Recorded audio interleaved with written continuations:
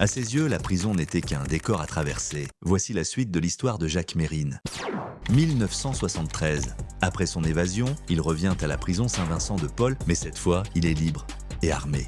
Avec son complice Jean-Paul Mercier, il attaque la prison pour faire évader ses anciens codétenus. Il fonce dans le tas, droit au but comme l'OM. Mais l'opération part en couille, les renforts arrivent. Il repart sans avoir libéré personne.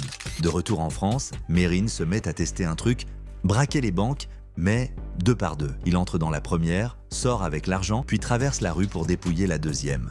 L'équipe du commissaire Broussard est ridiculisée. Jacques a un buzz de fou dans la presse. Il adore ça être une star. Mais son arrogance le rattrape. 1977, Paris.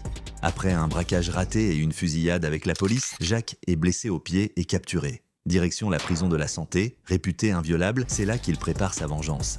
En prison, il écrit L'instinct de mort, un livre où il insulte les juges, le système et raconte ses crimes comme un méchant de manga. 1978. Mérine s'échappe avec deux complices. Fusil planqué dans des matelas et prise d'otage, c'est la première évasion réussie de cette prison.